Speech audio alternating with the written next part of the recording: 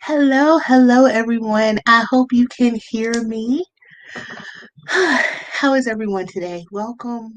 I am so excited to be here, you guys.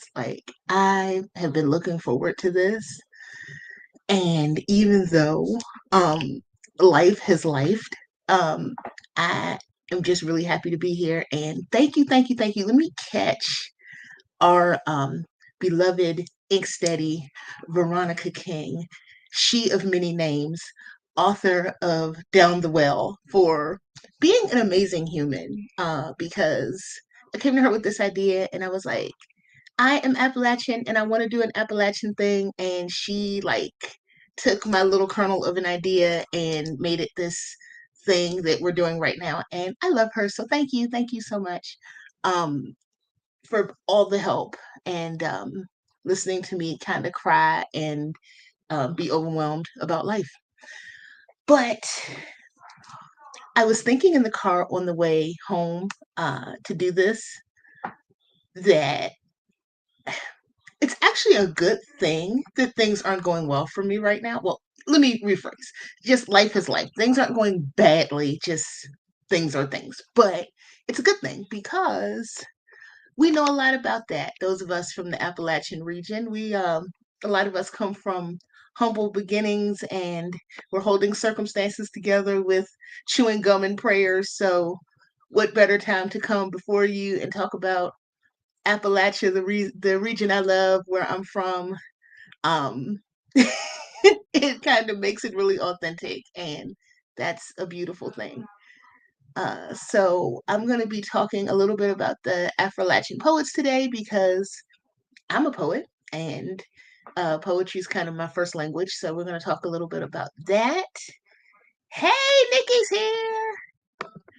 Um, so hey, we're going to talk a little bit about that, but I just wanted to just welcome you first and let some people get in the room because I'm going to actually play the first poem that immediately came in my head when I first had the idea that I was like, I want to do an Appalachian thing. And I was like, of course, I'm going to talk about Appalachian poets because, who else would I talk about? And it's Nikki Rosa by Nikki Giovanni, which I don't know. It's one of her more famous poems, but her being from Kentucky and spending a lot of her time in Tennessee growing up. Um, you know, it comes out in that poem specifically. So I have some bell hooks for us today as well. For those of you that did not know that Bell Hooks also writes poetry, and I will hopefully be able to pull up some Camille Dungy. Apologies in advance. My books are at my house. Most of my poetry books are at my house. I am not at my house, but we will make it work because I thankfully am one of those people that leave a trail of poetry books wherever I am. So I have something. So we're going to listen to some poems, read some poems, and we're going to have some time to work on our own stuff. We're going to do some timers. It's going to be a good time. It's going to be a good time. Um, I was looking up Frank X. Walker, who, Frank, look, Lisa M says she loves bell hooks. Who doesn't love bell hooks? And I'm sure there's somebody that doesn't love bell hooks, but they're not here in my comments because everybody loves Belle. Belle is the most amazing person ever, and we love her. And what a legacy! What a legacy that she left us as writers in general, regardless of your genre. What a legacy! Um, I've been looking up to see if Frank Walker has anything that I can play of his because Frank Walker is actually the poet that came up with the phrase Appalachian to talk about Appalachian poets that are of African or African American descent. So he is brilliant. He is also from Kentucky. A lot of Kentucky representation. I love it. Um, so I'll see if I can find something of his to play for us in a little bit. Bree, you're gonna be obsessed.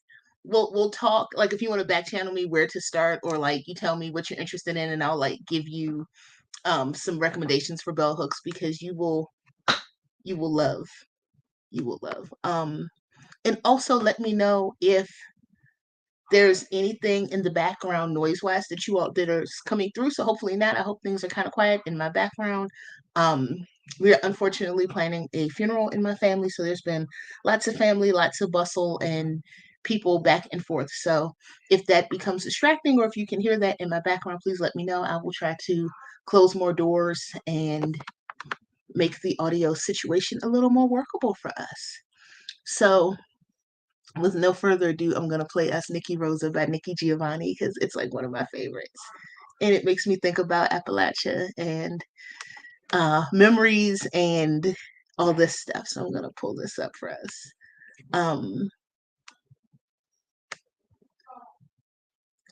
and I'm actually going to play the Deaf Poetry Jam version because she's done this a lot of places. But I think this one, if I can remember how to bear with me, I have not streamed in I have not been in StreamYard. I have not streamed. I have done nothing um in about a month. So forgive me for being rusty. So let me just present my screen for you. Thank you. Thank you so much. Thank you. So we're gonna make this happy. I didn't want to like drag everybody down, but just full disclosure, like I have an aunt who was unexpectedly went into palliative care and then into hospice. She spent 3 weeks and then she passed away this past Saturday. Um, and it kind of is hitting us all like a ton of bricks. But she was one of those people that she's just like, no, celebrate, have fun, like good stuff. Um, so I'm going to play this poem. I'm going to let me because you all being able to see and hear it would be preferable to just me.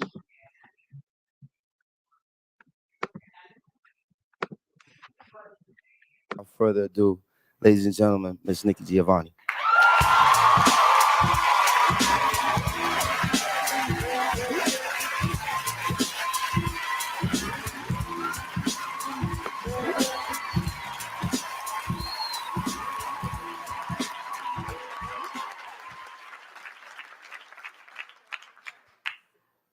Childhood remembrances are always a drag if you're Black. You always remember things like living in Woodlawn with no indoor toilet. And if you become famous or something, they never talk about how happy you were to have your mother all to yourself and how good the water felt when you got your bath from one of those big tubs that folk in Chicago barbecue in. And somehow, when you talk about home, it never gets across how much you understood their feelings as the whole family attended meetings about Hollydale. And even though you remember, your biographers never understand your father's pain as he sells his stock and another dream goes. And though you're poor, it isn't poverty that concerns you. And though they fought a lot, it isn't your father's drinking that makes any difference, but only that everybody is together. And you and your sister have happy birthdays and very good Christmases. And I really hope no white person ever has cause to write about me because they never understand Black love is Black wealth. And they'll probably talk about my hard childhood and never understand that all the while I was quite happy.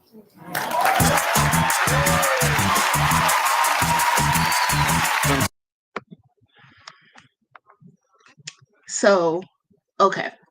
I love that poem. I love that poem. And those of us who, most of us that are from Appalachia that were actually raised here, not all, because it's such a big region, there are differing experiences, but the experience of maybe not having as much as other people have, and that being construed with being unhappy or you've had it really hard, which in some cases is true, but there's like a lot of really beautiful things that come out of the Appalachian way of life and the recipes and being mountain folk and the way we talk and the way we love each other and just some of the stuff that we do and the traditions are really strong. And okay, we eat a lot of carbohydrates as people from the Appalachian region. There will be a lot of rice and there will be a lot of potatoes, sometimes at the same time.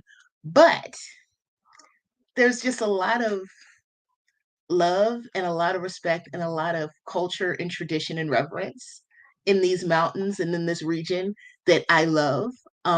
So I always think about that poem because people carbs are love, carbs are life. It's true. It's true. Like we carbs like kind of made us, helped us through the mines and through all the rest of the stuff. So it's like, hey, I mean, I grew up on flapjacks and fried potatoes, which it wasn't until I was in my 30s that I realized, geez, that's a lot of carbs at one meal. Corn flapjacks, and which flapjacks are not pancakes. We will have that conversation too. Because when I met my husband, who is a Yankee, he's from New Jersey, and I said flapjacks, he's like, oh, like pancakes? And I was like, no, not at all like pancakes. Like corn, like not like flour, like cornmeal, right? I was like, because pancakes, flapjacks, and hotcakes are three distinctively different dishes. But I digress. But we'd have fried potatoes and flapjacks and sausage in the mornings for breakfast sometimes, which is a lot of carbs. But we managed. We also sometimes ate rice for breakfast. But it's staple food, it's carbs, it's inexpensive, but I have so many memories. And honestly, I don't know if any of the other co-hosts will agree, any of the other folks that are hosting a stream. Sometimes the poor food has the best memories attached. And even though you get to a point where you don't have to necessarily eat it anymore, it's just like a memory thing. Like it's a comfort food almost. Nikki gets it. I still eat rice for breakfast sometimes too. I try not to do it as much as I used to, but oh my goodness, some rice with a little sugar and milk, maybe a little butter. Oh my God. Yes. Have some sweet rice for breakfast. So it's basically because I know for me, one of the reasons that I really wanted us to do something, I didn't even care what it was, to talk about this region is because I think when people talk about Appalachia, people talk about the bad things. Life is really hard in the job situation, and there's a lot that's really hard for a lot of us in this region, but it's a lot of really cool things, and we're not going to let you leave the house hungry. And um, no matter how little we have, you will not leave hungry. We're going to share with you. Cream of, yes, I grew up with cream of wheat too.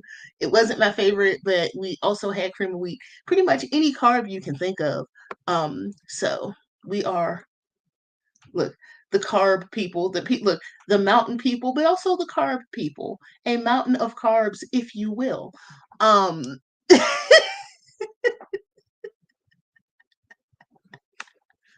yes, plain white bread with butter. So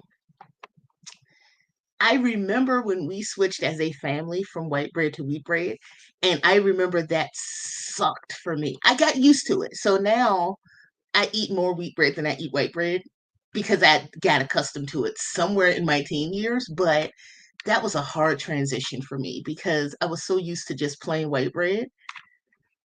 Yes, cinnamon sugar on the white toast, and I tell people, I always make the joke. I'm like, I have no idea why I'm diabetic. Like, where did that come from? Certainly not like an overabundance of carbohydrates in my family line. Certainly not.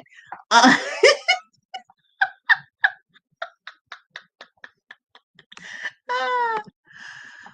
my husband nearly died when I stuffed the end of a baguette with cold butter and pumpkin butter yesterday.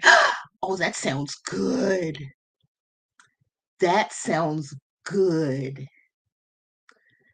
You know what? I might have to buy a baguette.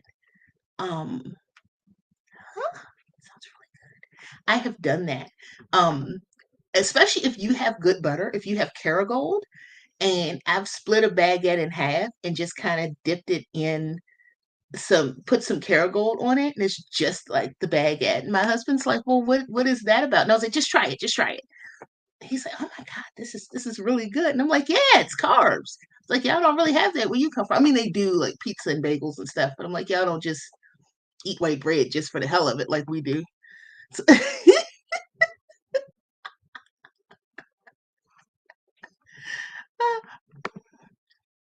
and we do that. I'm so hungry. I just channeled my papa. I do that too. Like I'll cook stuff like the salmon cakes. Um, because I'm sorry, other people's salmon croquets. No, the salmon cakes with the canned salmon, you cannot use fresh salmon. That's a mess waiting to happen. I do that, fried potatoes. Um, I once made salmon cakes, candied yams, fried potatoes, and macaroni and cheese. And that did not seem like a bad thing at the time. And now I'm like, whoa, like, whoa there, like enough carbs for 2 weeks. Rest in peace to your young taste buds. ah,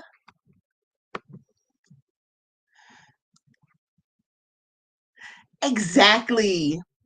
Until you start being around people that aren't from Appalachia and you tell them about what you eat, or you talk about expiration dates being guidelines, which is what I'm always telling people. I'm like, it's a guideline. Like if I'm having people over or if I'm cooking for somebody, of course, only like the freshest, the newest like food that I just picked up from the grocery store. But I'm like, for myself, it's a guideline. Like we don't throw anything out, especially not anything canned, because there's enough vinegar and canning stuff in there.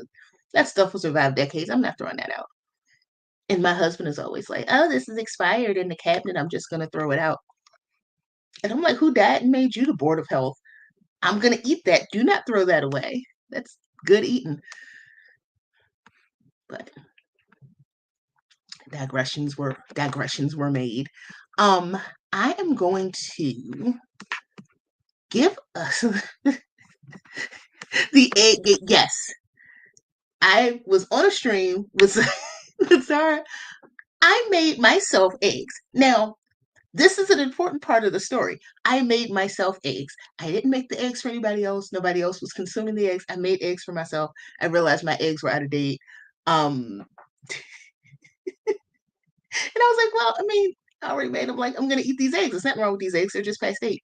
And everybody's like, oh my God, like you're gonna get sick. And I'm like, I've done this my whole life. Like it's fine. It's really fine. Like worst case scenario, you get the runs a little bit, but it's okay. Um, if it stinks, it's fine. Yeah, like okay. So you have to know how to look at food that's past this date, right? So you have smells like I need to throw it out. Eh, it's on the brink, but it's probably okay. Is it the right color and texture? Like, and it's not gonna kill you. Worst case scenario, you get the runs. It's fine. Like,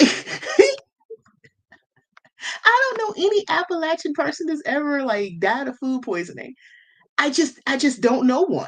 Like we're because we're built different. Exactly. Like we just don't. Do Appalachian people get food poisoning? I mean, I've had food poisoning once, but that was from bad Chinese food, like not from anything anybody made at their house. Like us and our weird old canned goods are fine. Let's see. Now I'm wondering if any of my family's habits come from my West Virginia grandfather. It would make sense. They started their careers moving to a small mountain town in West Virginia too. Probably, probably. If you're not throwing things away, if you're using expiration dates as a guideline, fine.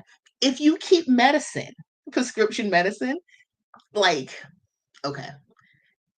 If you know how far past an expiration date to use expired medicine, you're Appalachian.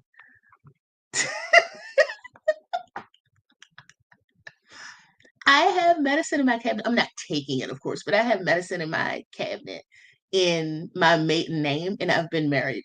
I've been married for almost 7 years, and I have medicine up there that's like literally in my maiden name. I do need to step out because I need to leave my job and go home. Loving this conversation though. Thanks, Bree. You mean the hand-me-down meds? Yes. Also the hand-me-down meds. Most of the ones I have are my own at this point, but yes, hand-me-down meds and tinctures extra brownie points if you know how to make your own tinctures. If you know how to make a soup that for whatever the occasion is or whatever's wrong with somebody, if you know how to make a soup or if you know what plant to give somebody, like, and you have tinctures, yeah. If you have things in a jar in your house that are for a purpose, but you have to like blow the dust off and you're just like, yeah, like take some and you scoop like 2 tablespoons out and give it to somebody, Appalachian. We had some of my grandmother's years after she passed. Oh my God, it was wild.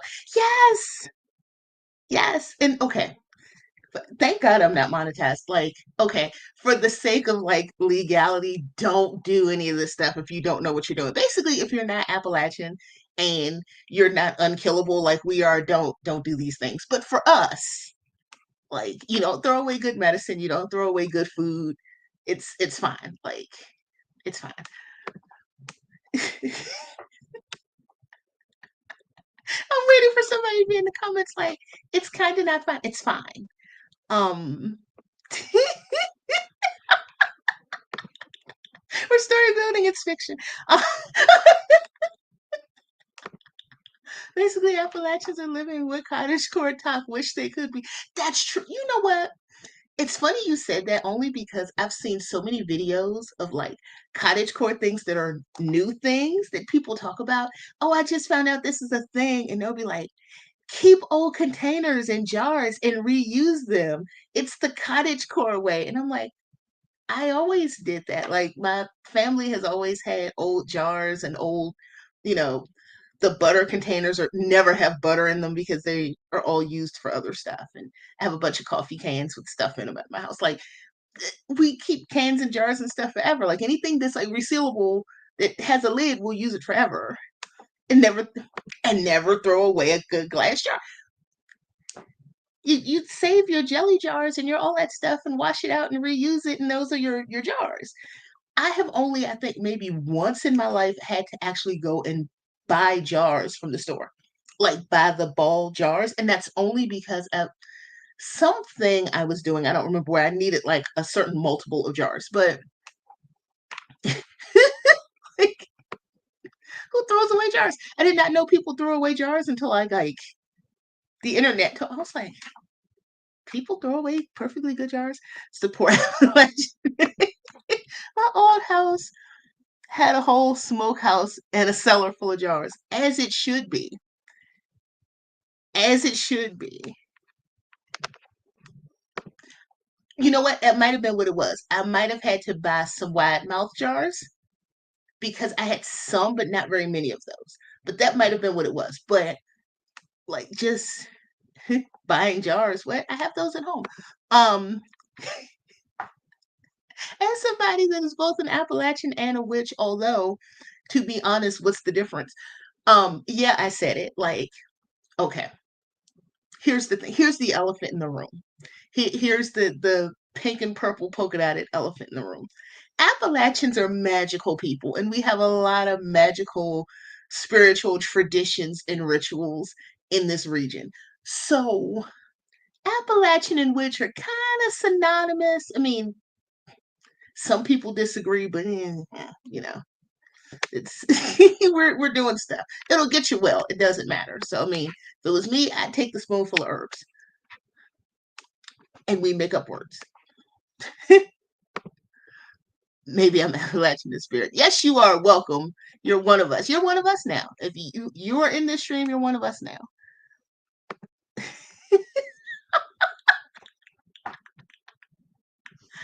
uh, German settled in the Appalachian Mountain. I'm half German. I was telling my mom, I said, I think that's why we love kielbasa so much because I never thought about it. My family eats a lot of kielbasa. And I never even thought about the German influence, but just a lot of recipes we have, as I thought about it, or I should have known because we make German potato salad a lot here. And I was like, oh well, duh, because German influence. And there's a restaurant called the Good and Plenty in Pennsylvania. I don't think they're a chain, but they're this really popular German style Appalachian restaurant, and it's family style.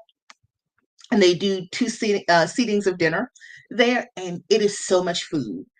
Oh my goodness. I mean, they make like a whole ham and turkeys and sides and the potato salads and all the salads. I was gonna say the cabbage and you're like the cabbage, the potato salad, the cabbage, the potato salad, the macaroni and cheese. Or in my family, the potatoes and the sweet potatoes, because we'll make potato salad and candied yams. The potatoes and the potatoes. And don't forget the potatoes. As it should be. Um, we are the cryptids on the mountain. We are. We are. Oh my gosh. I needed this stream to lift my spirits. Oh my god. It's true. It's true. We are completely the cryptids on the mountain.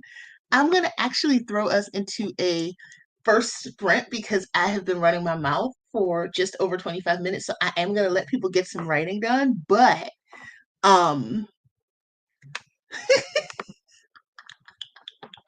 you know what?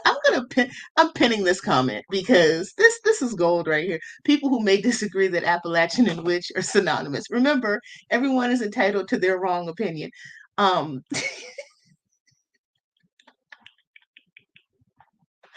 oh, I love that. I love that. My dad's favorite thing was soup bean and bacon bits. I was never a fan though. I have heard of that. I was never a huge fan of that, but I know a lot of people that eat it. It's just certain things that, and also because a lot of us are younger generation Appalachian, so there are certain things that we're just not gonna do. Like we're not doing oh God, what is it? We're not doing South meat. We're not doing all of that. Like that's like the diehard like a generation or two ago. Like the cold beans out of the can, the cold pork and beans out of the can. We've moved forward. It's no longer necessary to do the cold beans out of the can. Um, oh. So I'm going to find us a timer uh to put us so we can do a little bit of writing. I have some things to finish up. My book is coming out next week. My poetry collection, Low Bridge High Water, is coming out next week. And I have a pre-order open and I have a bunch of stuff that I'm still doing on the back end. Everything is uploaded for the book, but I'm doing applications to talk at book fairs and like finishing up getting tour dates for the rest of the year and vending and all that stuff. So there is definitely writing to be done, and I know you all have writing to be done too. So I am going to give us a 20. Do I have a 20-minute? Yep, I'm going to have a 20-minute for us to write.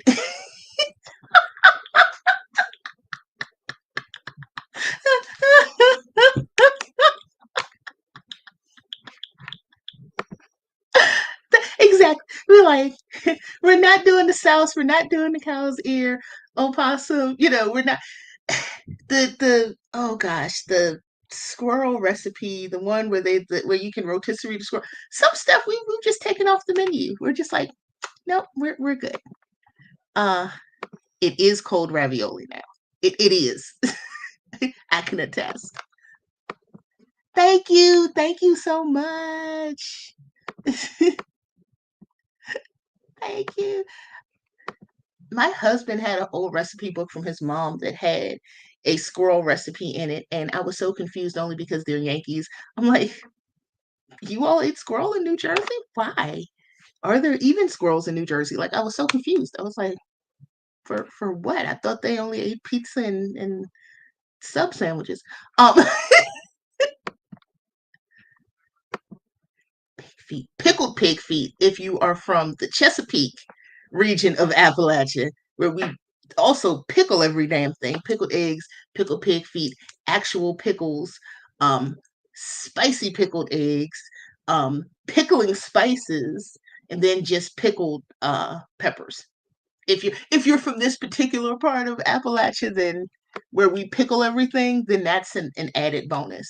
But I'm going to put up not just any timer. This is a 20-minute timer from Tamara Woods, and I'm picking this timer because she was the first Appalachian author tuber that I ever saw, and I want to give her her roses and her flowers for being like proudly Appalachian in this space before I was here and as my predecessor in that way, and just honor her for her contributions and her continued contributions to AuthorTube, and to like being the one to be like, hey, this is where I'm from. She's from West Virginia. So I just wanted to shout her out in that way. Um, so there is a palm tree timer. And also, I mean, who doesn't love a palm tree? And I think this one counts up instead. Yes, this one counts up instead of down. So don't freak out when you look up in 2 minutes and you're like, ah. So this timer counts up instead of down. Um,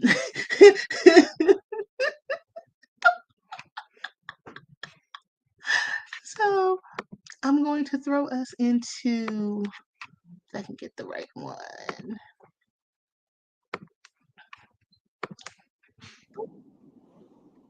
Ready, y'all? I'll see you in 20 minutes.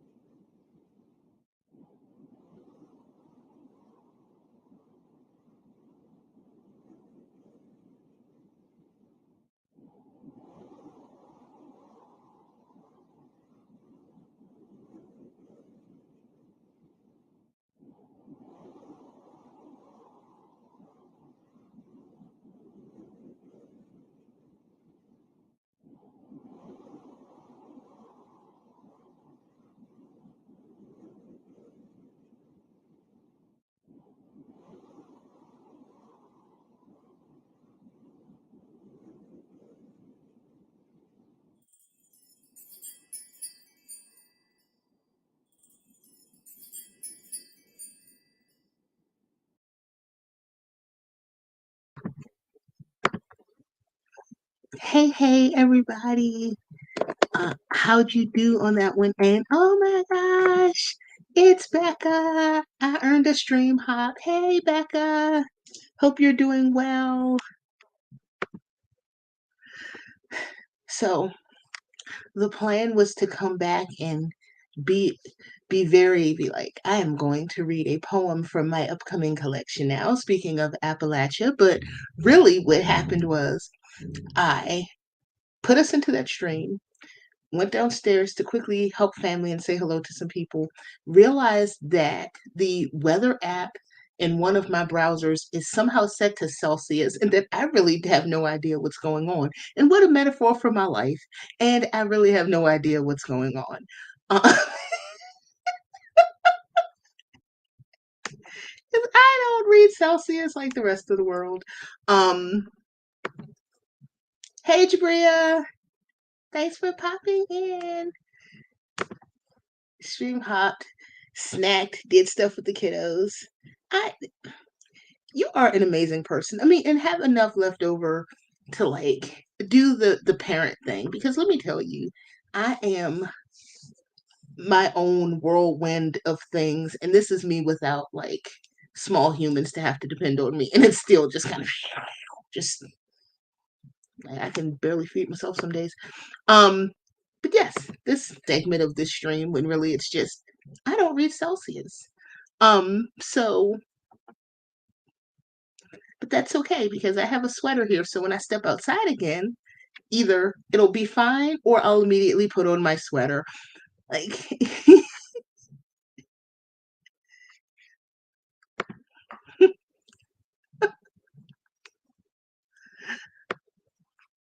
uh, and I'm not just saying this because I have often told Kelly, I'm just like, hey, I've told Kelly this, and anybody who has spent any time around either of us can attribute to this. I am the Black Kelly. Just be around us for a while and you'll start to notice we're the same person. And as a matter of fact, have you ever seen me and Kelly in the same room at the same time? You haven't. Just chew on that. You've never seen us at the same place at the same time.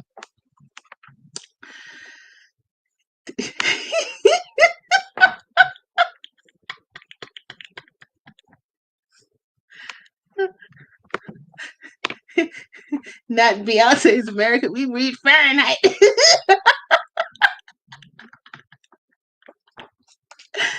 Oh man.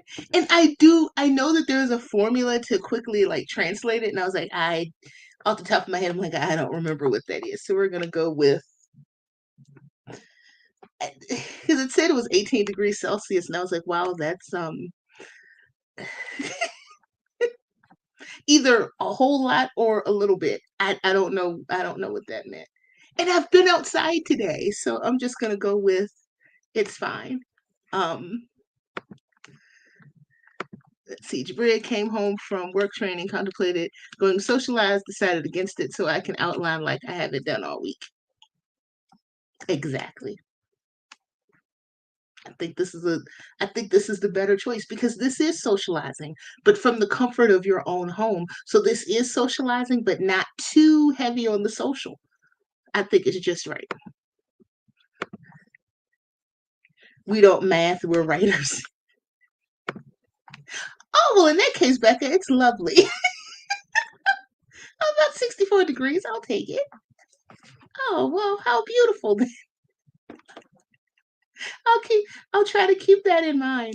Um, the next, I mean, in the meantime, I'm going to try to fix it. It's an in-browser issue, and I don't have a VPN, so I don't know where my browser thinks I live, but like it's correct, the location, it's just Celsius. Ah, living in Toronto. I love Canada. I've never been, but I love something about Canada. Maybe it's like the mountains and it reminds me of home. I don't know, but I just think Canada's so cool. And I've never been. Um, my math is not good enough for anything about conversions to be quick. Exactly. I know that there is a form. I've seen people do the quick conversion, and I was like, I'm not those people. Those people are not me. It's not my ministry. I do many things well. Math and conversions, not one of them. I rarely make recipes that require me to measure. Even that's why I always say I'm like I'm a great cook, not really a baker. It's the universal health care.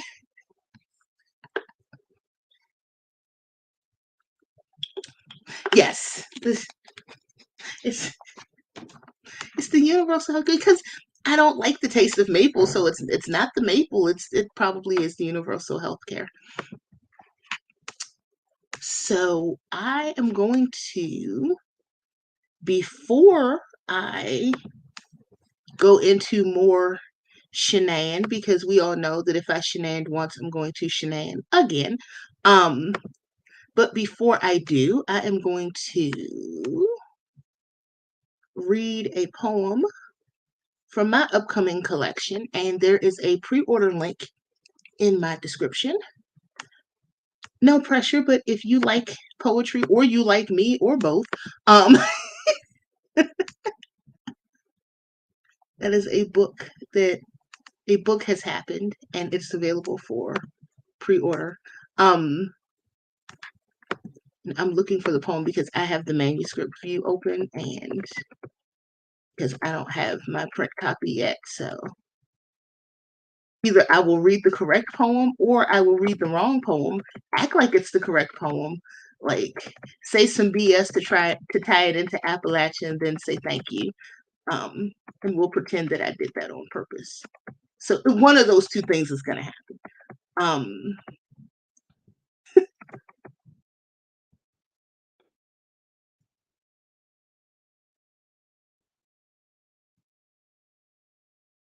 okay, here it is. So this name of this poem is "My House Is Not Haunted," and I love this poem. It's gone through a lot of iterations. I first drafted it in 2020 during one of the poetry fellowships that I did that year when I was at the Watering Hole Poetry, and there are an amazing group of POC poetry folk. They're amazing individuals who have inspired me a lot. But I started drafting this and I thought about it because we talked about how, Appalachian and witch are synonyms. And this one's called My House Is Not Haunted. My house is not like their house. My walls not like their walls. Amid the sounds of my settling plaster, the bones of my ancestors sing to me. Watch over me, comfort me when I cry, dance with me in the bliss of my house.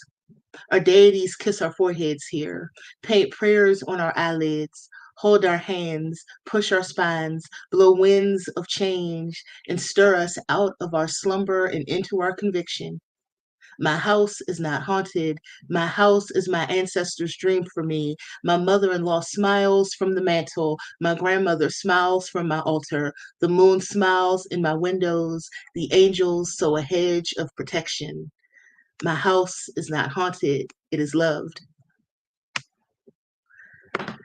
So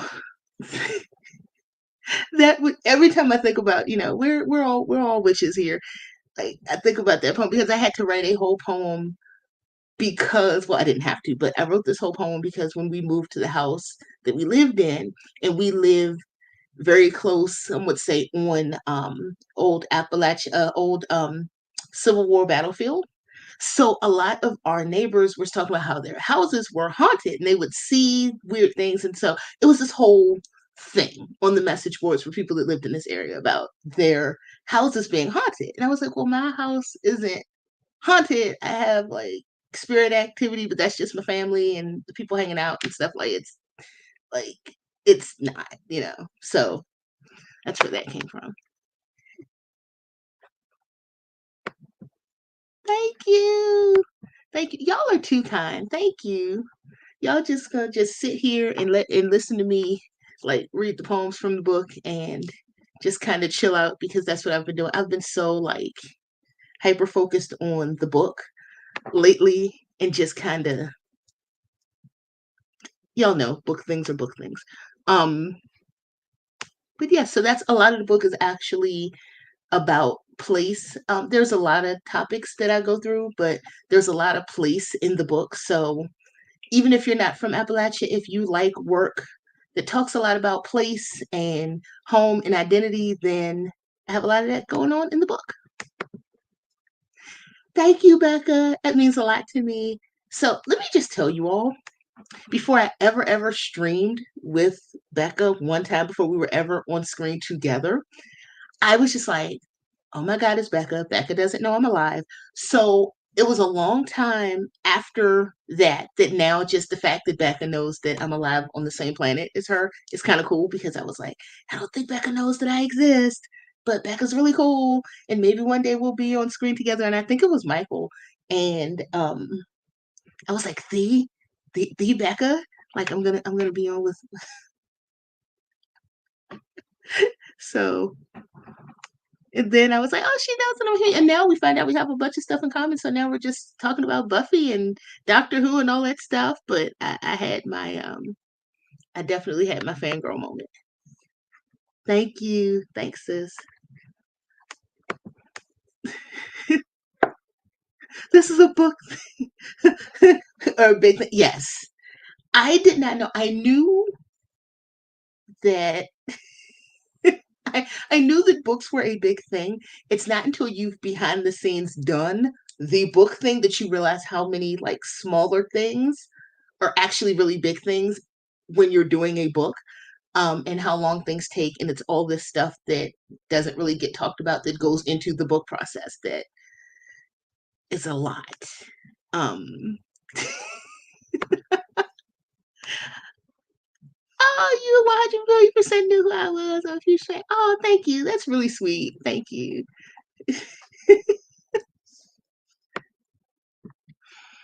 Yes, agree wholeheartedly. So a lot of people, look, I'm going to name off a long list of people. Becca is amazing and she's the coolest. Laura Nettles, like, thank God for Laura Nettles. She has to be about the sweetest person that has ever walked the entire earth. I mean, I don't know. You know how some people are just so nice?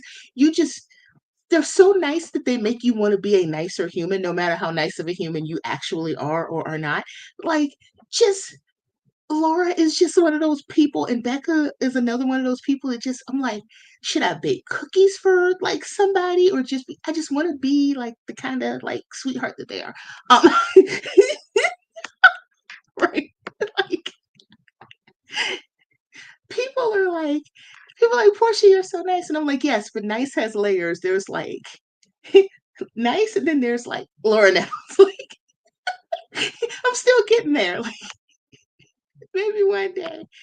Um, yeah, and a bunch of, and Zara and a bunch of people. So there's all these people that I thought didn't know I was alive, and now I like, these are people that I talk to, and these are friends, and I have a whole writers family of people that I talk to all the time. That a couple years ago I didn't know that they even knew I was a person that existed. Um, I love Laura. She was there with me when everything happened with Steven, and I'll always be grateful. She shared Thanksgiving with me when I was alone in Toronto. Oh, that is so sweet. That is lovely. That is lovely.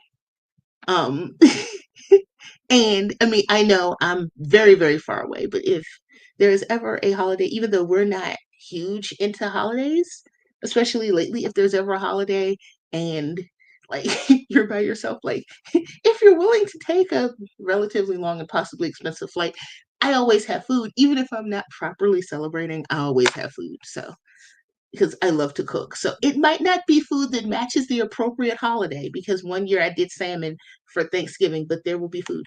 Um, Laura's Canadian, that adds to her nice points. True. Um, Agreed. I love trains, planes, and automobiles. I love that movie. Oh, I love that movie. That and is it National Lampoon's Vacation? I love those movies too. I do. I was gonna say something else and I completely forgot, because that's just my memory. Oh, I didn't tell you guys that I've had a bunch of doctor's appointments. Okay, when do I not? But I've had a lot of doctor's appointments, and apparently having chronic fatigue syndrome, which I have, actually contributes to my short-term memory loss. So this whole time that I was like, what's wrong with my brain? There's like an actual thing that's causing me to have short-term memory loss because I'm so exhausted. So that's why sometimes I'm like, I was gonna say a thing and then it just blinks out. Yeah. There's a reason for that. I was like, I'm not crazy. There's a reason. Um, Appalachians, there's always room at the table.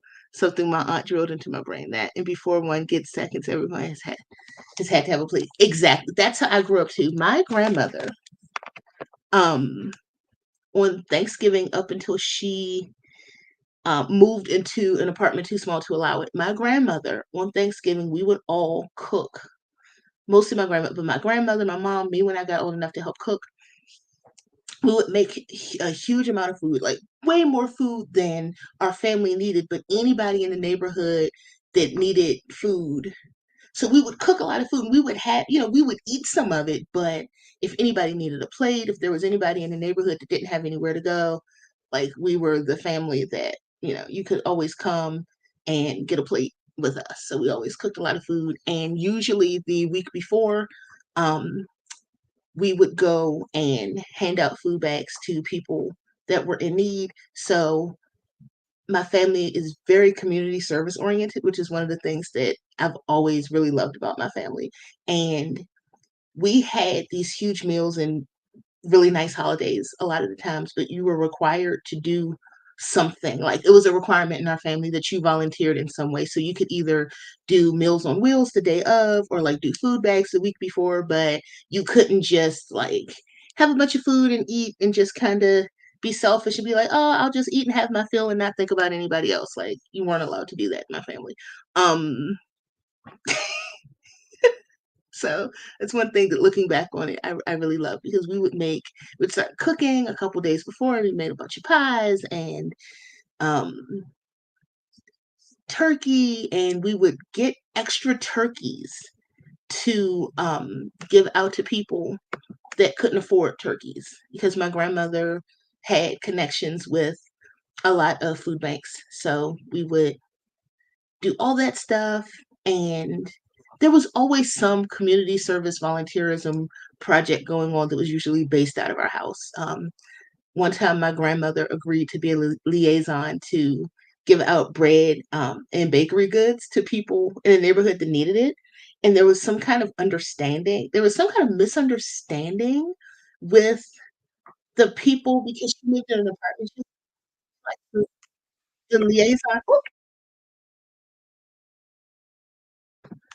Michael was playing in a hidden tab. Oh my god, it scared the hell out of me. I thought it was a phantom Michael, like in the room with me. Um, but yeah, so one year my grandmother was like, I'll be the liaison to give bread and these bakery goods to people that need it. And she's in this apartment, and this is maybe like 6 a.m. on a Saturday morning, and we're all woken up to the sound of a truck backing up, this huge box truck. I think it was Hostess, sent this huge box truck of bread and pastry for her to distribute. But there was like some kind of like whoever made this happen, like neglected some fine details about this is a disabled elderly woman that lives in a small apartment. And it was a whole huge truck full of stuff. So there was bread on every surface. We had loaves of bread, pastries piled up on, if you can imagine, every tabletop and countertop is covered in bread to give out to people.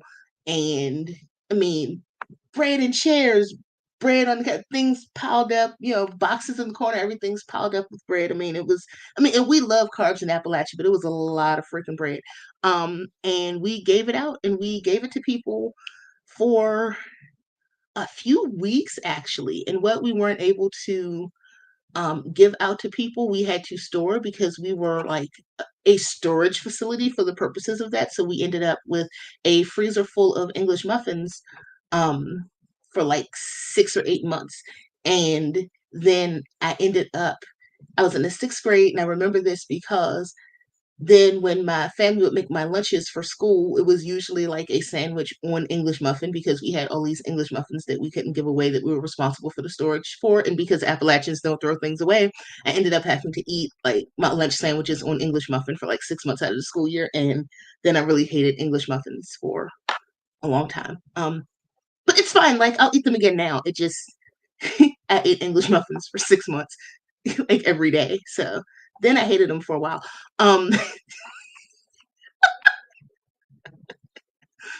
Because if nobody has ever told you, if you eat too many English muffins, they'll cut the roof of your mouth. And it's very unpleasant. And also, turkey and cheddar on English muffin daily as a sixth grader, I probably am entitled to compensation. Um, Speaking of compensation, before we go into another sprint, I'm going to read from Bell Hooks' poem book because more poems. Let's talk about bread and more poems because carbs and poems are life. But um,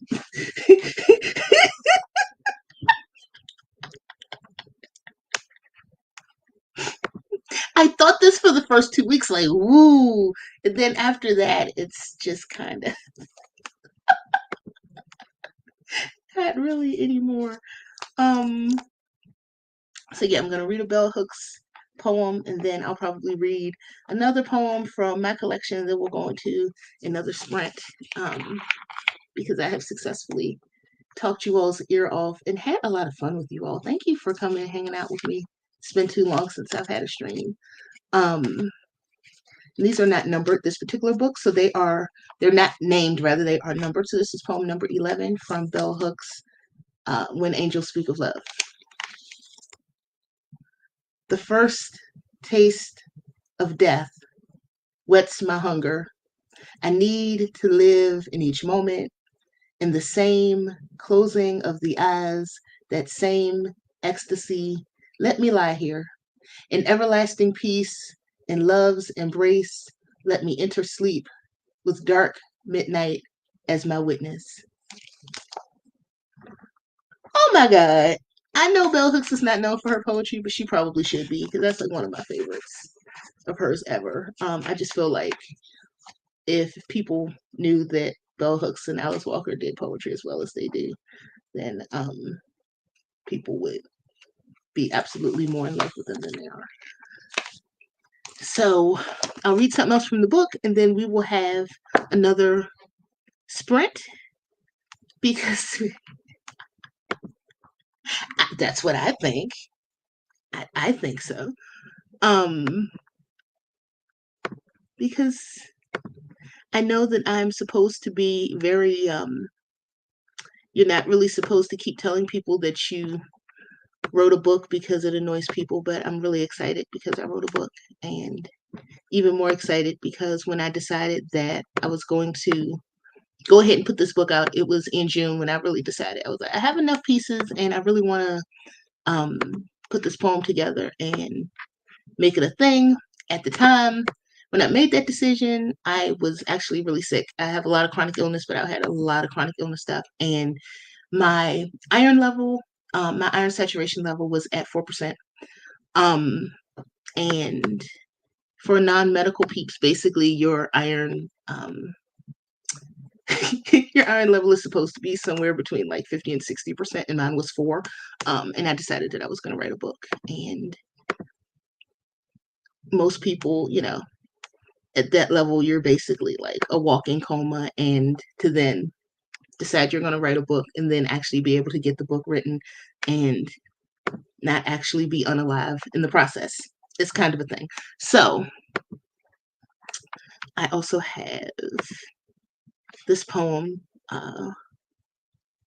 that was written in a New York Writers Coalition poetry thing and reminds me a lot of home.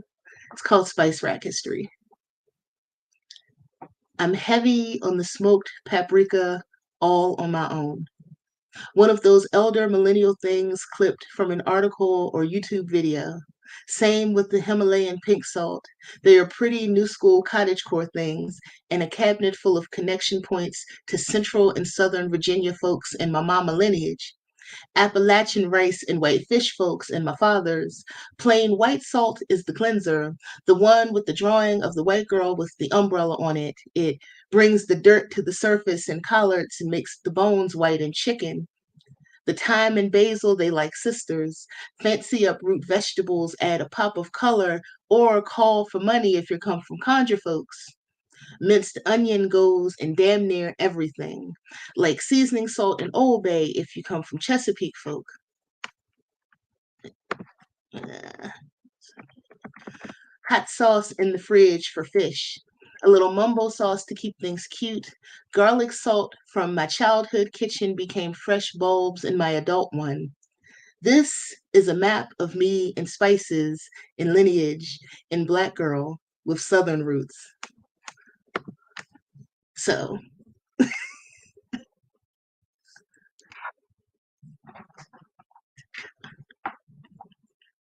that that's one of mine. That's Spice Rack history because I wanted to. I think the prompt was like write your life story through an inanimate object, and I chose a spice rack. And so I was just writing about the spices that me and my family cook with and what they mean to my life. So yes, those things. And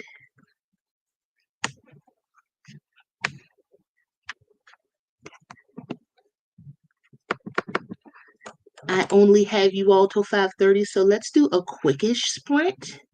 But I want us to definitely get a second sprint in so we can write the words or break and take care of small people or stretch or have water or do things um, that we have to do. So let me find.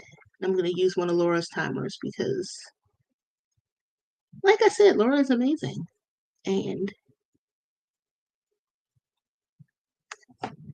I'm going to use this meadow timer because meadows remind me of home.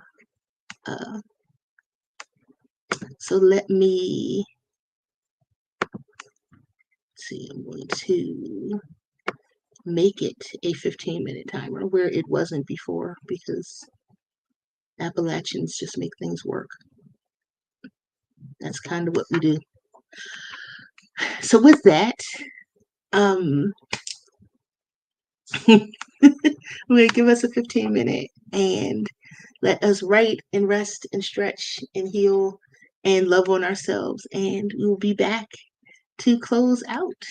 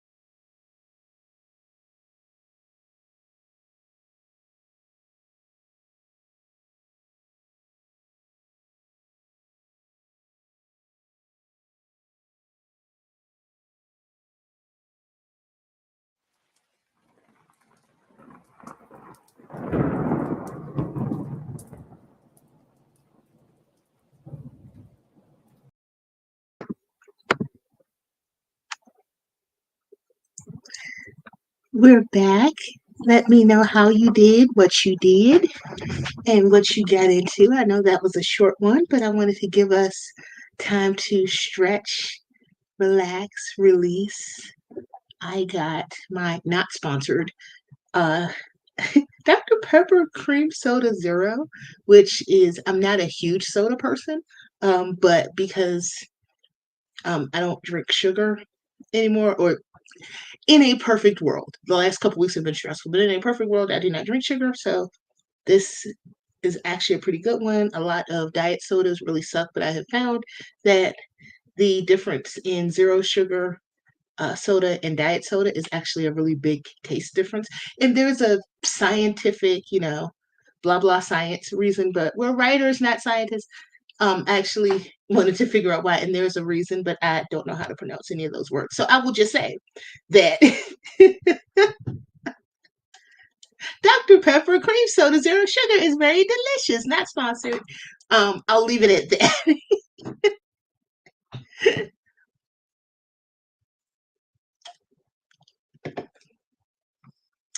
So, so that's right outside. It's real nice. Ooh, that 18 degrees Celsius feeling real good, huh? I was outside earlier. I'm gonna have to go back out because doctor's appointments and errands and stuff aren't really outside. I mean, I was outside, but I didn't really get a chance to enjoy the weather. So I'll have to head back out before it gets dark.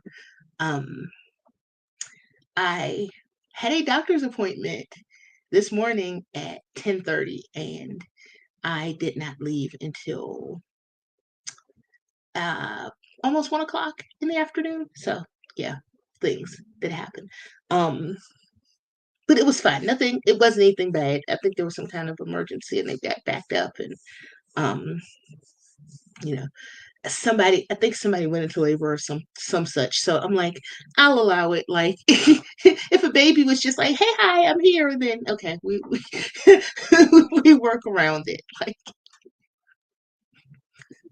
what are you gonna do?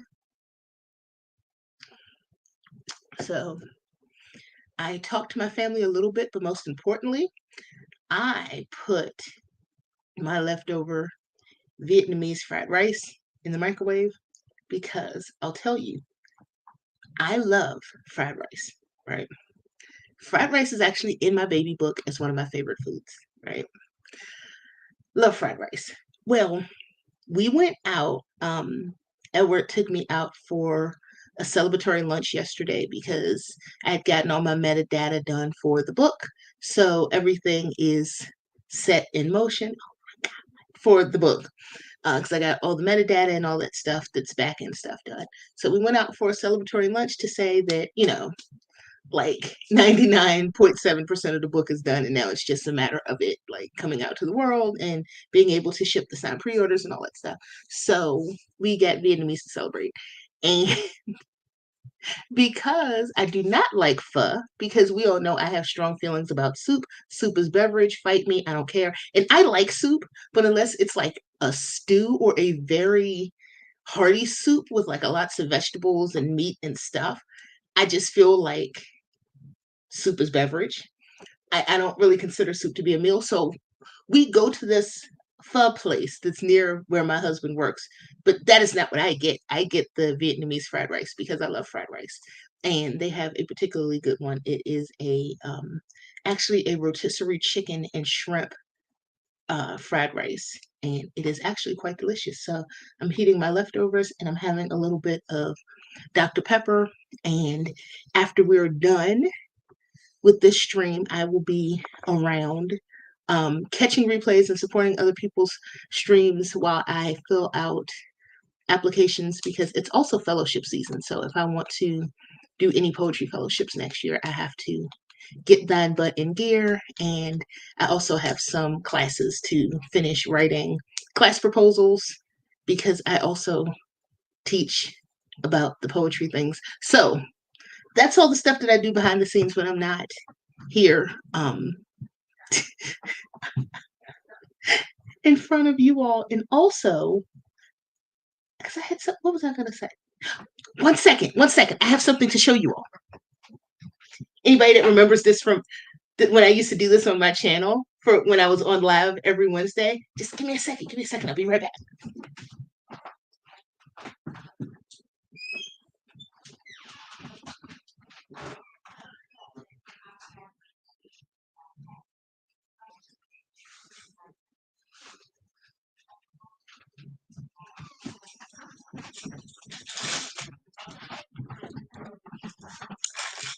I didn't get to tell you all. I have a purse tambourine. So this tambourine lives in my purse. I have like open ones, but I feel like now I don't know if this is an Appalachian thing, a country thing. It might just be a me and my family thing. But I feel like if you're from certain parts of this country, you have a purse tambourine. And I'm going to open this one up because I have to show you all. And let me just get it open. And I don't know if I told even Jabria and like the people I talk to every day, I don't know if I even told you all about my purse tambourine because my purse is really heavy because I have things that I carry in my purse that are not essential to anybody else on the planet but me, like a tambourine. So this is an actual tambourine, and it lights up. Hold on. Wait, sorry. That's not supposed to do that. Hold on.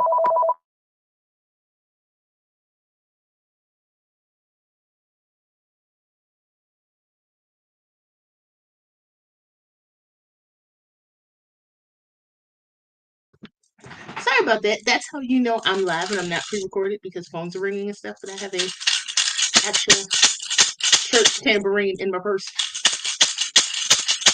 Is that Appalachian or is that just country folk in general? Because I'm like, so what happens if you're at an event, say a wedding, a church service, anything that could, use with some tambourine, and you don't have one on you? So I keep a tambourine in my purse. Tell me anybody else does that.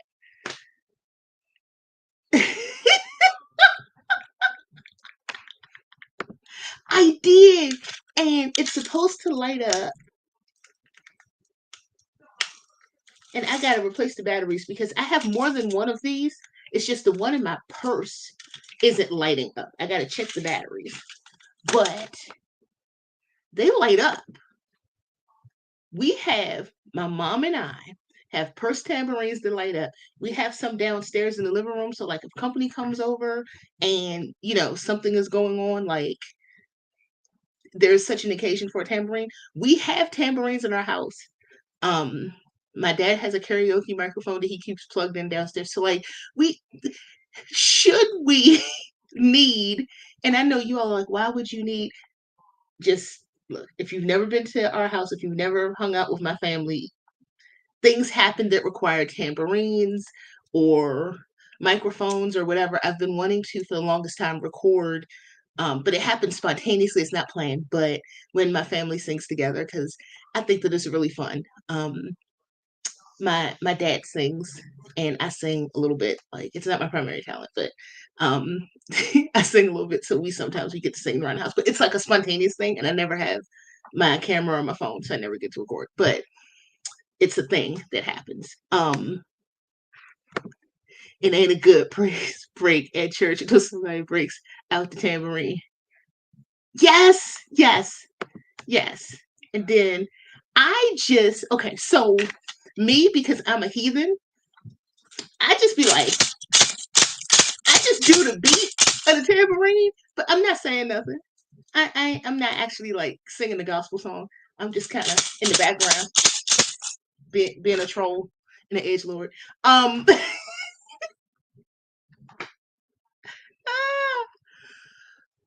But I thought that was a funny thing to mention, that I have a purse tambourine. But with that said, it is almost time for me to get out of here. I want to thank you all for coming to hang out with me today. I love you all. Please check out the rest of the Appalachian Write-a-thon tomorrow. I think I'm the live stream of today, but we will be back tomorrow. with some great ride-alongs. I will be in the comments. I might be co-hosting with some people. We don't know. But thank you for hanging out. I love you all. Please take great care of yourselves and each other. Bye-bye.